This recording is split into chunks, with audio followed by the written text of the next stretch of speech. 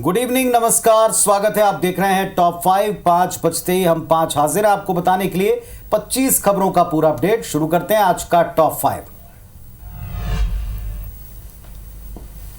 कल आपको याद होगी जबलपुर एयरपोर्ट की तस्वीरें। आज नई दिल्ली से खबर है, बारिश की वजह से नई दिल्ली एयरपोर्ट की छत गिर गई। छत का पिलर नीचे खड़ी गाड़ी पर जा गिरा। एक कैब ड्राइवर की इसमें दबकर मौत हो गई। 4 लोग इसकी चपेट में आकर घायल हैं। दुर्भाग्य ये कि 3 महीने पहले इसी छत का उद्घाटन हुआ, तस्वीरें आई, वाहवाही लूटी गई, लेकिन पहली बारिश में भ्रष्टाचार वाली ये छत ढह गई। हादसे की वजह से टर्मिनल 1 को पूरी तरह बंद करना पड़ा और इस वजह से एयरपोर्ट से 28 फ्लाइट्स तक कैंसिल की गई। दिन भर टर्मिनल 1 बंद रहेगा। केंद्रीय नागरिक उड्डयन मंत्री राममोहन नायडू ने घटनास्थल का दौरा किया, हादसे की जांच का आदेश दिया। इस दर्दनाक हादसे में जान गंवाने वाले कैब ड्राइवर के परिजन को 20 लाख रुपए का मुआवजा दिया जाएगा। घायलों को 3-3 लाख रुपए दिए जाएंगे। घटना के बाद दमकल, सीआईएसएफ और एनडीआरएफ की टीम लगातार काम कर रही हैं, मलबे को हटाकर इसे ठीक कर रही हैं। अब जरा देखिए संसद की कार्यवाही के 5वें दिन से जुड़ी तस्वीरों को। हर एक दिन एक के बाद एक कई बड़े अहम मुद्दों की गूंज के साथ सामने आ रहा है। आज राष्ट्रपति के अभिभाषण पर धन्यवाद प्रस्ताव पर चर्चा की शुरुआत हुई। लोकसभा में इस शुरुआत के साथ ही नीट मामले पर विपक्ष ने जोरदार तेवर दिखाए। विपक्ष नीट पर चर्चा की मांग करता रहा। हंगामे के चलते लोकसभा की कार्यवाही 15 मिनट के लिए स्थगित कर दी। जब दोबारा कार्यवाही शुरू हुई तो सांसदों ने फिर हंगामा किया और इसके बाद लोकसभा की कार्यवाही को सोमवार तक के लिए स्थगित करना पड़ा। इधर राज्यसभा की भी तस्वीरें आप देख रहे हैं। राज्यसभा में भी आज राष्ट्रपति के अभिभाषण पर चर्चा की शुरुआत हुई। कुछ इस धन्यवाद प्रस्ताव पर पक्ष रखे गए, लेकिन यहां भी नीट एग्जाम पर हंगामा हुआ। कई बार हालात को संभालने के लिए टोका टोकी की नौबत इसमें भी देखी गई। फिलहाल दोनों तरफ से इस मामले में जांच की बात और एक दूसरे पर पलायन के आरोप लग रहे हैं। मोदी जी ने लगातार 3 बार स्पष्ट बहुमत प्राप्त करके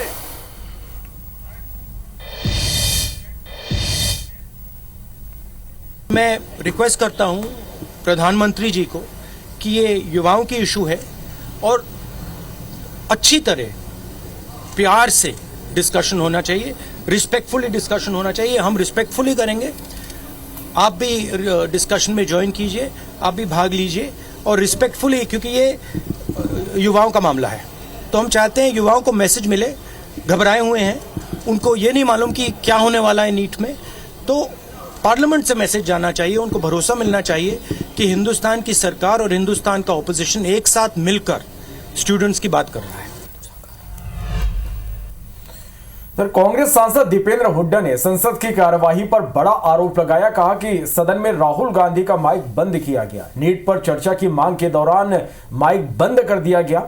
नेता विपक्ष का माइक बंद करना शर्मनाक है। नीट जैसा इम्तिहान जिसमें लाखों बच्चों का भविष्य, ये विपक्ष को अस्वीकार्य है, इंडिया गठबंधन को अस्वीकार्य है और इसी को लेकर हम एक चर्चा लेके आए थे। और जो राहुल जी ने जो बात कही कि सब मिलकर इस पर एक दृष्टिकोण रखें, क्योंकि राष्ट्रीय हित का मुद्दा है, कोई राजनीति का मुद्दा नहीं है। लेकिन ये बात कहने पे भी के बावजूद उनके माइक को बंद किया गया।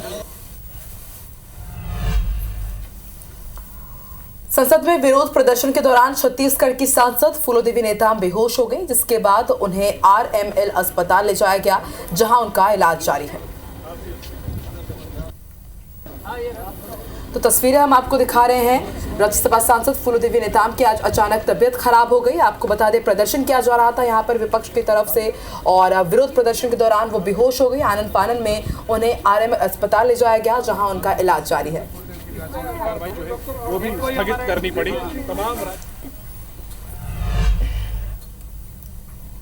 और रायपुर से एक अपडेट आपको दे दें। कांग्रेस पार्टी हार के कारणों की समीक्षा के लिए फैक्ट फाइंडिंग कमिटीज को भेज रही है स्टेट में। आज छत्तीसगढ़ में इसकी बैठक में गुटबाजी पर कवासी लखमा का गुस्सा फूटा।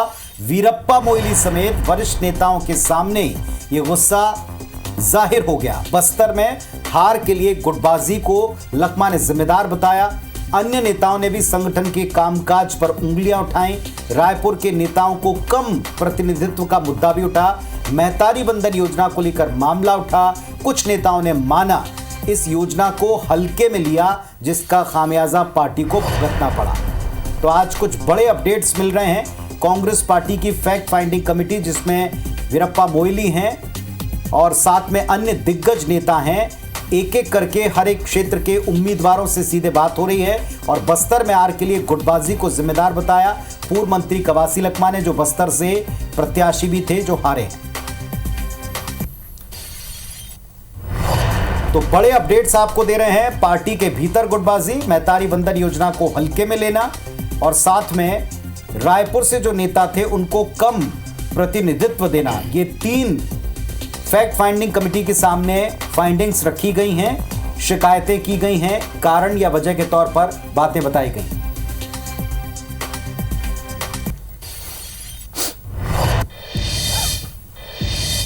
झारखंड के पूर्व सीएम हेमंत सोरेन आज रांची स्थित बिरसा मुंडा जेल से रिहा हुए। जमीन घोटाले से जुड़े मनी लॉन्ड्रिंग मामले में हाई कोर्ट से जमानत मिली थी। आपको बता दें कि हेमंत को मनी लॉन्ड्रिंग मामले में 31 जनवरी की रात ईडी ने गिरफ्तार किया था। जमानत याचिका पर 13 जून को सुनवाई पूरी हो चुकी थी। अदालत ने दोनों पक्षों को सुनने के बाद फैसला सुरक्षित रख दिया था। अब जरा दिखाते हैं आपको मॉनसून जब सक्रिय हुआ तो कैसे दावे धुल गए, कैसे असल में क्या हकीकत है निगमों की सामने आई। देश की राजधानी दिल्ली समेत 20 से ज्यादा राज्यों में मॉनसून की पहली फुहार ने देखें सब पोल खोल दी। भारी बारिश से सबसे ज्यादा तबाही राजधानी दिल्ली में दिख रही है, जहां सड़कों पर जगह जगह पानी भरा है। सड़कों पर पानी भरने से गाड़ियां फंस गईं, ट्रैफिक व्यवस्था तहस नहस हो गई। बीजेपी के पार्षद ने सड़क पर नाव चलाकर निगम के खिलाफ प्रदर्शन भी किया है। तो वहीं सबसे बड़ी जो घटना है आईजीआई एयरपोर्ट पर हुई। यहां बारिश की वजह से नए बने टर्मिनल का छत गिर गया, जिसके नीचे कई गाड़ियां आ गई। दिल्ली से लगे एनसीआर में भी बारिश की वजह से जगह जगह जल जमाव की स्थिति निर्मित हो गई। तस्वीरें आप देख पा रहे हैं।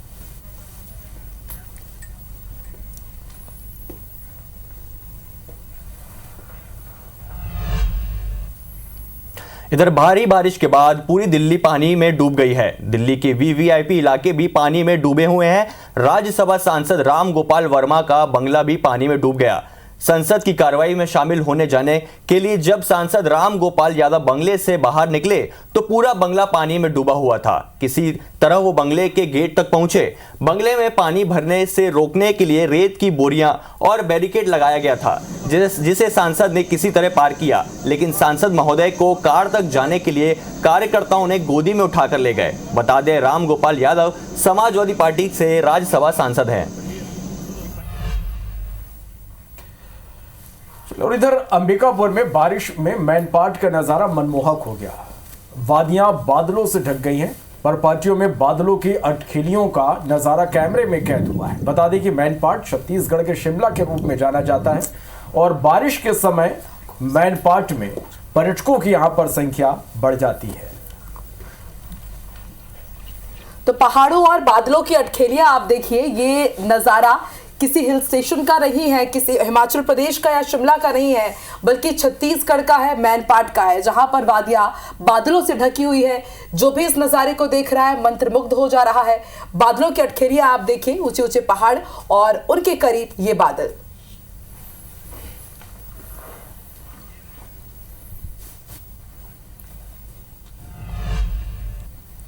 तो मैनपाट के मनमोहक दृश्य के बाद आपको अमरनाथ लिए चलते हैं, जहां यात्रा के लिए शिव भक्तों का पहला जत्था जम्मू के भगवती नगर स्थित यात्री निवास से आज तड़के 4 बजे रवाना हो चुका है।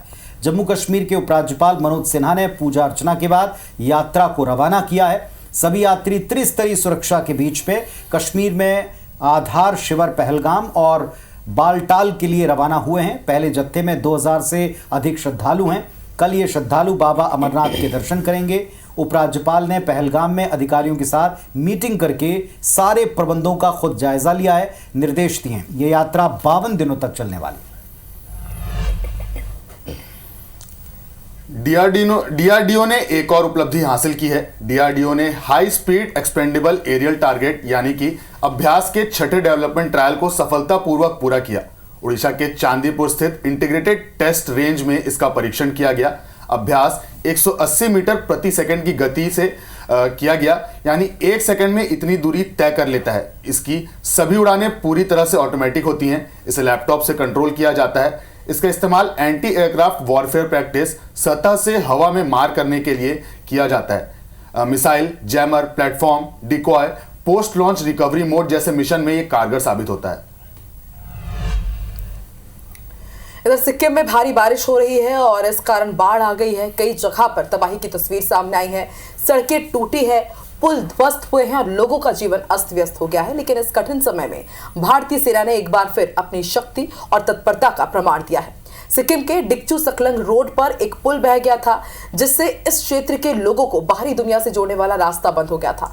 लेकिन भारतीय सेना के इंजीनियर्स ने कठिन परिस्थितियों में 72 घंटे से भी कम समय में 70 फुट लंबा बेली ब्रिज बना दिया है। यह अद्भुत कारनामा है जो सेना की योग्यता और समर्पण का बखूबी प्रमाण दे रहा है। तो तस्वीरें हम आपको दिखा रहे हैं। 72 घंटे के अंदर आप सोचिए 70 फीट का पुल निर्माण कर दिया है भारतीय सेना के जवानों ने। सिक्किम में ये बेली ब्रिज बनाया गया है। जो मुख्य ब्रिज है वो बाढ़ के कारण क्षतिग्रस्त हो गया, आना जाना प्रभावित हो रहा था, मुख्यालय से संपर्क टूट गया था। और ऐसे में एक बार फिर सामने आए हमारे जवान, जिन्होंने यहाँ पर तत्परता दिखाई और एक बार फिर साबित किया है कि जब भी कोई संकट में होगा तो हमारी सेना के जवान इसी तरह डटे रहेंगे तत्परता से और हमारे लिए हमेशा उपयोगी साबित होंगे, हमारे लिए मददगार साबित होंगे।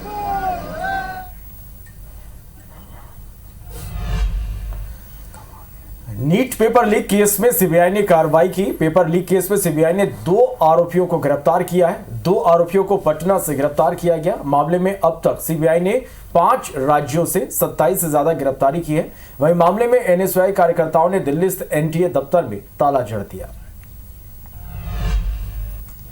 इधर मध्य प्रदेश में पेपर लीक मामले में सरकार सख्त रुख सामने आया है। पेपर लीक पर आरोपियों पर 1 करोड़ का जुर्माना होगा, साथ ही 10 साल की सजा होगी। एक्ट का ड्राफ्ट तैयार किया गया है। अध्यादेश से कानून लागू हो सकता है। परीक्षाओं में सभी तरह की गड़बड़ियां भी गैर जमानती होंगी, यानी कि आरोपियों की संपत्ति भी जब्त की जाएगी। मानसून सत्र के बाद अध्यादेश के जरिए लागू किया जा सकता है कानून। स्कूल शिक्षा विभाग ने विधि विभाग को इसका पूरे कानून का ड्राफ्ट भेजा है।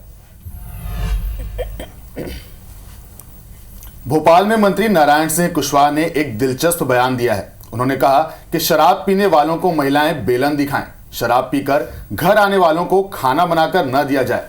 महिलाएं कम्युनिटी बनाएं और बेलन गैंग भी बनाएं। सबको इकट्ठा करो और एक समिति बना करके जितने नशे करने वाले लोग हैं आप सम्मिलित होकर जब उन्हें बेलन दिखाने का काम करेंगे। कई महिलाएं इस पर घबराती हैं कि हम कैसे बेलन सामाजिक रूप से सामने सबके सामने बताएंगे। पर ये अगर कहीं किसी ने काम किया है वो ये काम, तो उस जगह शराब से मुक्ति भी हुई है। भिलाई के टाउनशिप में बीएसपी इन्फोर्समेंट डिपार्टमेंट के निगरानी शुदा बदमाश अमित जोस के घर पर बुलडोजर वाला एक्शन हुआ। आरोपी जोन्स ने 2 दिन पहले टाउनशिप के ग्लोब चौक पर गोली चलाई थी, जिसकी 2 लोग जिसमें जख्मी हो गए थे। इस पर 50 से ज्यादा पहले से केस हैं। अवैध कब्जा करके 18 से अधिक क्वार्टर से ये किराया वसूला करता था। अब इन पर एक्शन हुआ है, बुलडोजर वाली कार्रवाई। सरायपाली विधायक चातुरी नंद ने आज प्रदर्शन किया। गौरव पथ निर्माण में अनियमितता और अघोषित बिजली कटौती को लेकर ही प्रदर्शन किया गया। अमृत जल जीवन मिशन में लेट लतीफी को लेकर भी उन्होंने प्रदर्शन किया। रजिस्ट्री कार्यालय के सामने विधायक चातुरी नंद कांग्रेस कार्यकर्ताओं के साथ अनशन पर बैठी और आरोप है कि शिकायत के बावजूद सुनवाई नहीं हो रही है। खबर बीजापुर से, जहां 7 नक्सलियों को गिरफ्तार किया गया। भैरमगढ़ इलाके में कार्रवाई की गई। सभी नक्सलियों पर 1-1 लाख रुपए के नाम घोषित था। नक्सलियों ने पुलिस पार्टी पर फायरिंग की थी। आईडी ब्लास्ट के मामलों में भी ये नक्सली शामिल थे। सारंगगढ़ से ठगी के आरोपी शिवा साहू को लेकर बड़ा अपडेट है। शिवा साहू के बैंक लॉकर से पुलिस को 1 करोड़ 52 लाख रुपए जब्त किए हैं। पुलिस ने 1 किलो सोना और चांदी भी जब्त की है। जब्त ज्वेलरी की कीमत 1 करोड़ 40 लाख रुपए है। सरायपाली के एक्सिस बैंक के लॉकर से लॉकर में रुपए जमा थे। पन्ना में 2 युवक आकाशीय बिजली की चपेट में आ गए, जिनमें से एक की मौके पर ही मौत हो गई और दूसरा गंभीर रूप से घायल हो गया। लोगों ने पुलिस को सूचना दी और घायल को जिला अस्पताल पहुंचाया गया। वहीं पुलिस ने नगर पालिका के अधिकारियों को फोन कर शव वाहन की मांग की, लेकिन नगर पालिका की लापरवाही ही कहेंगे कि शव वाहन के बजाय कचरा गाड़ी भेज दी गई और उसी कचरा गाड़ी में मृतक का शव जिला अस्पताल पहुंचाया गया। घटना का वीडियो सोशल मीडिया में वायरल हो रहा है। ऐसी लापरवाहियां तो हर जगह होती है, बस जगह और प्लेसेस के नाम जो है आप इसमें बदलते पाएंगे। कटनी में देखें, ठेले के ऊपर मरीज को लेकर परिजन जिला अस्पताल पहुंचे। युवक एक्सीडेंट में जख्मी हुआ था, स्ट्रेचर मिली नहीं जैसा अक्सर होता है और आखिरकार ठेले पर ही अस्पताल ले जाना पड़ा। डॉक्टर्स ने मरीज को अस्पताल में भर्ती नहीं किया। ये दूसरी बड़ी लापरवाही देखी। श्योपुर में नाबालिग लड़की के मौत के मामले में परिजनों ने पुलिस पर एक बड़ा आरोप लगाया है। परिजनों ने पुलिस के कार्यप्रणाली पर सवाल उठाए। दरअसल 10 दिन पहले 13 साल के नाबालिग लड़की की बीरपुर तहसील के नदी गांव में पेड़ पर लटकता हुआ शव मिला, जहां पुलिस ने शव को उतारकर पीएम के लिए अस्पताल भेजा और सुसाइड का मामला दर्ज किया। इसमें परिजनों की नाराजगी है। परिजनों का आरोप है कि लड़की से पहले गैंगरेप हुआ और इसके बाद उसकी हत्या कर उसे पेड़ पर लटकाया गया। इधर इस पूरे मामले में एसपी ने पोस्टमार्टम रिपोर्ट का हवाला देते हुए हत्या से इनकार किया है।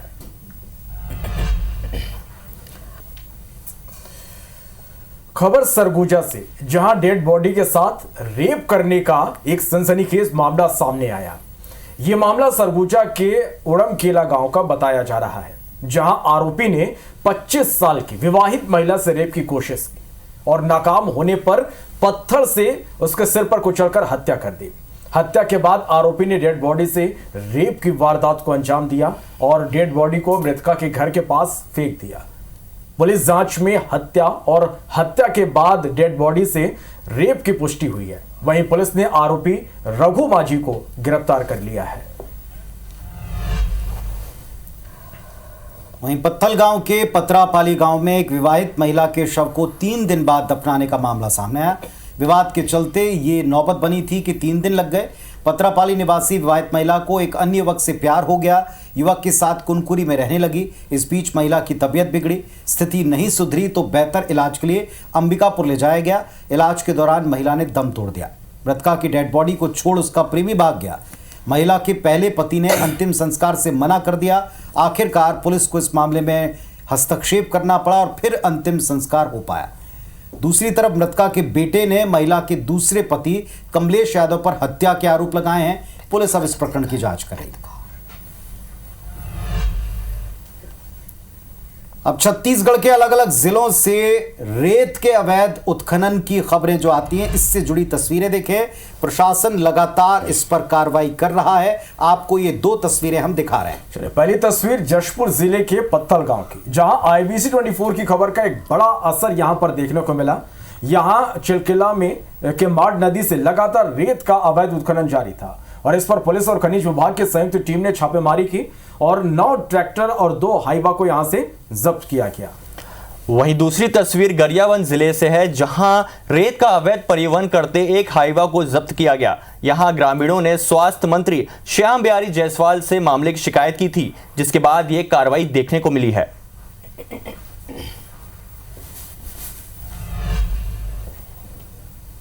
इधर मुरैना में रेत माफियाओं के हौसले बुलंद है। माफियाओं ने पुलिस प्रशासन को खुला चैलेंज दिया है। एक वीडियो जारी किया है जिसमें साफ देखा जा सकता है कि चंबल नदी से रेत माफिया किस तरह से खुलेआम उत्खनन कर रहे हैं।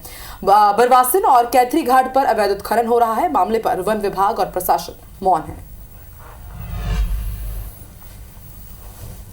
सूरजपुर में युवक ने बीच सड़क पर हाई वोल्टेज ड्रामा किया। बड़े भाई ने छोटे भाई की टी-शर्ट फाड़ दी।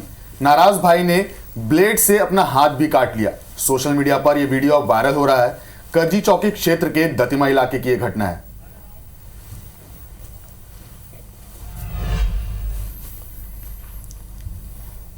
तो टॉप 5 में आज के लिए बस इतना ही, लेकिन जाने से पहले याद दिला दें, हर बड़े विषय पर डिबेट और हर खबर का पूरा अपडेट मिलेगा नंबर 1 न्यूज चैनल IBC 24 पर। आप देखते रहें। फिलहाल हम 5 को इजाजत दीजिए। नमस्कार।